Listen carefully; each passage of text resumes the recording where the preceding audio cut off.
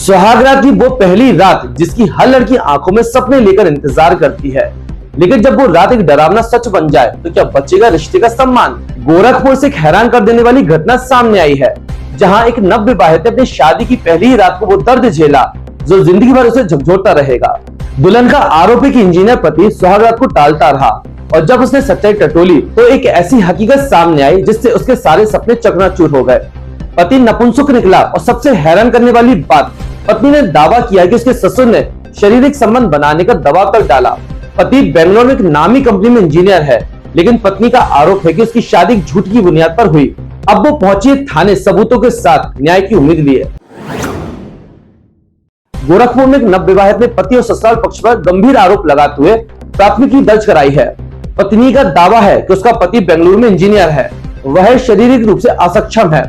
सुहागरात को इसकी जानकारी होने की बात कही है। विरोध करने पर ससुराल वालों ने उसे पीटा। मामले में नवविवाहित ने पति, सास, ससुर और तीनों देवरानियों के खिलाफ केस दर्ज कराया है।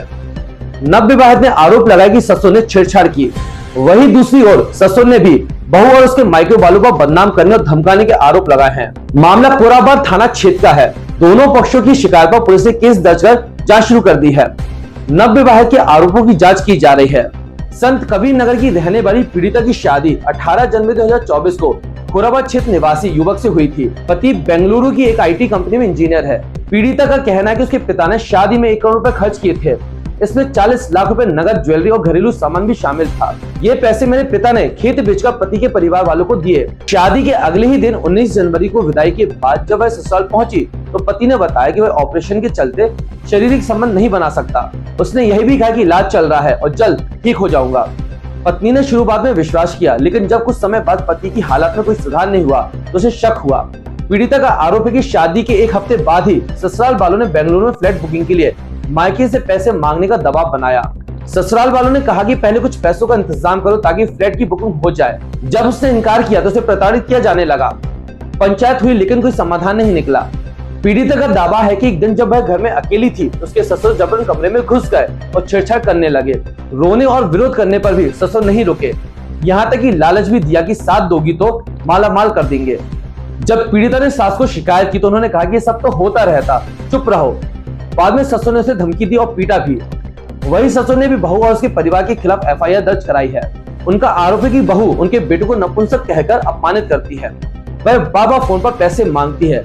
ससुर ने आरोप लगाया कि एक दिन बहू की मां ने भी फोन पर पैसों की डिमांड की।